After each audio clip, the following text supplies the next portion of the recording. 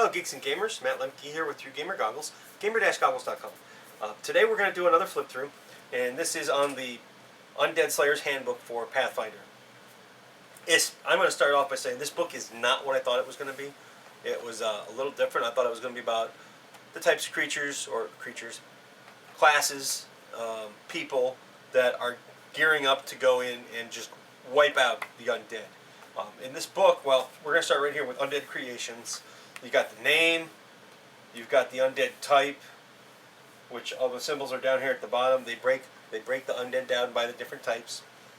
Recommended slayer type, so who should hunt it, and tools. Right there, if I was paying enough attention when I first started looking at the book, I would have known that this book is primarily about two things. Those two things are slayers and types of undead. Which, I don't know how much anybody knows about undead out there, or how much they know about the different slayers in the Pathfinder universe. So this is probably going to be, we're going to scoot through this pretty quick, but bear with me a little bit. This book is primarily for alchemists, clerics, rangers, and witches. Anybody, for every character, they've got this section on anybody who's basically haunted by undeath, different magical items, and different slayer tools and kits, which you find with every section on a slayer. So, with that being said, you're going to find the art that you always find in Pathfinder's books, good art. Now, this is one of the important sections to read is actually how to use this book. It goes through and it tells you basically, despite their origin, they're different and there's different approaches to it, and it talks to you about what the role of a slayer is, basically. And then this is kind of important, especially if you're playing in the Pathfinder universe.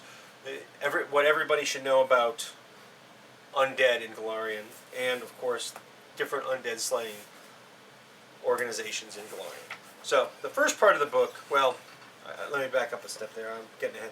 The very first thing they do is they talk about preparing to slay the undead, and basically what they do is they introduce new bless feats. And these feats basically allow you to do things to your equipment. For example, there's a lot to read here with bless equipment, but we're going to read the first part.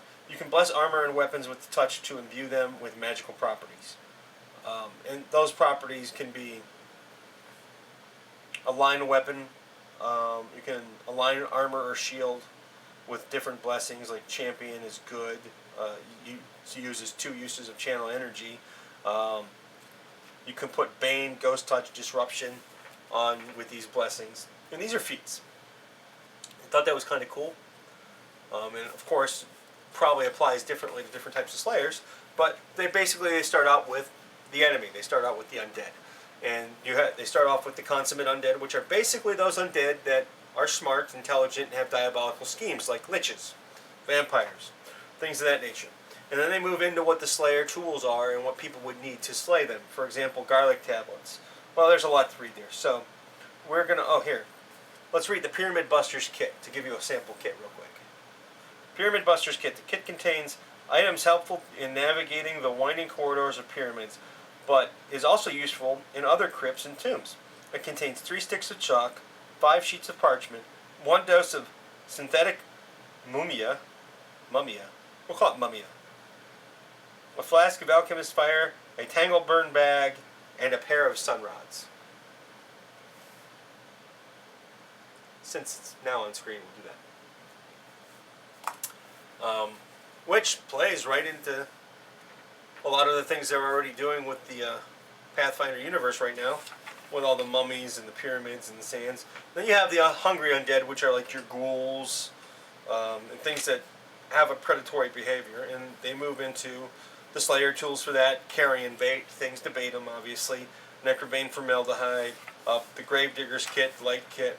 Then you have the incorporeal undead, which are your ghosts, and look at the cool thing that I found there is the ectoplasmic tracer.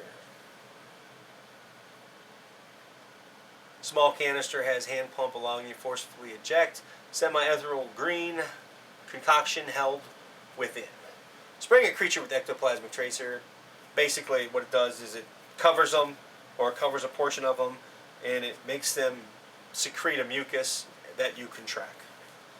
They have a Ghost Hunter's kit and a Seance kit, which are cool.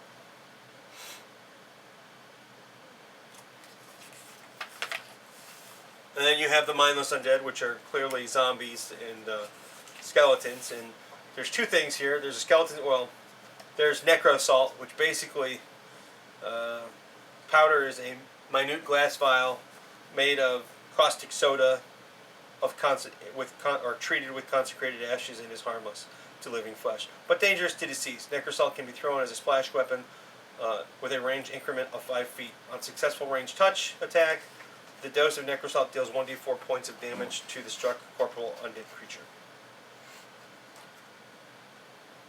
And it deals 3 more damage with some stipulations.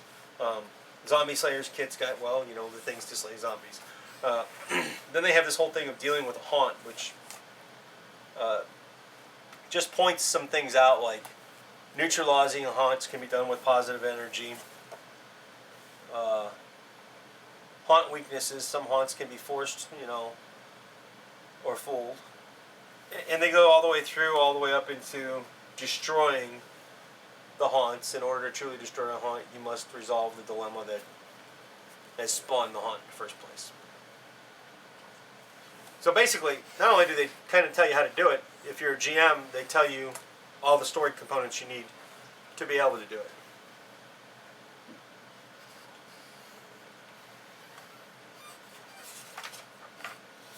And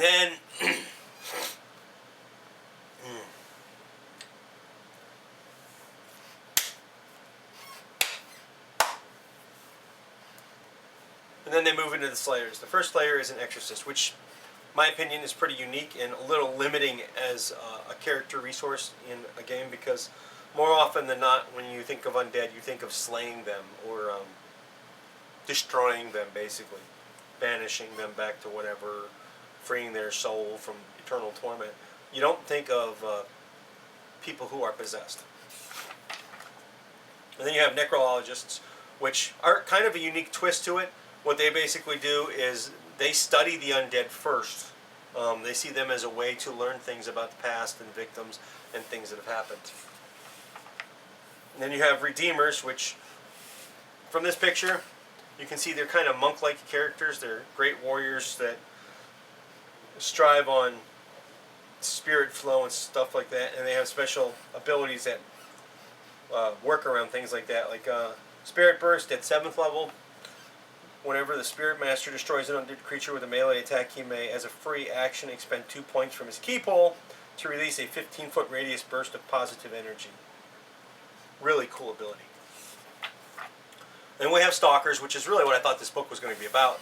The ranger, barbarian-esque type guy who wades into the undead with several weapons and just strikes them all down, destroying them, beheading them, and clears a path for everybody to get to the Lich King.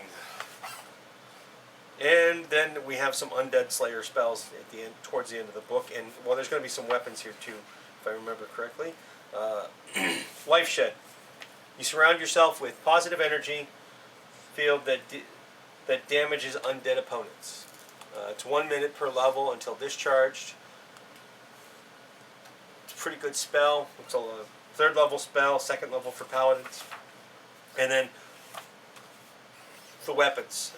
This is my favorite weapon or magic item in this book, actually. It's a Lighter Spiral Whip. Basically, it's a whip with basically +1 Ghost Touch Undead, and that deals lethal damage to undead creatures, regardless of their armor bonus or natural bonus. In addition, the Spiral can be wielded as a +1 Silver Stake, even though it technically, what's really cool about it, though, is it's not a double weapon and cannot be wielded as one, even though you effectively have 2 weapons in one.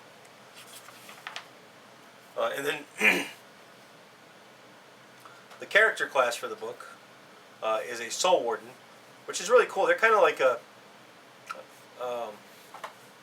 we'll call them a cabal of guys that have been studying necromancy for a long, long time, and basically they use it for good.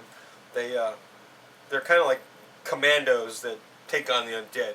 And one of the cool abilities they have is, I think it was Undead Imposition. At 5th level, as a standard action, Soul Warden may expend 1 use of channel damage to control an undead creature within 30 feet. The target can negate the effect with successful will save of DC 10 plus half the Soul Warden's level, plus Charisma modifier. Failure means the creature falls under the Soul Warden's attack, or under the Soul Warden's control, obeying commands to the best of its ability. Just one of those things. Sounds like it could be a really cool character to play, especially if you're around a lot of undead. And on the very back cover, you have a little like intro about undead paraphernalia in settlements and in cities, and attitude towards the undead with different modifiers and what the punishment would be for having stuff. This has been a flip through on the Undead Slayer's Handbook, which was a little bit of a surprise to me. I think there is a little bit of information in here for just about any player, especially if you play a player that likes to fight undead, or you play with a GM who likes to throw undead at you, like my GM. So I will find some use out of this book. Every Thursday is role-playing day, so why don't you stop back and check out our other flip-throughs and articles on our website and blog, and please subscribe to our channel. Thanks for watching. Have a good day.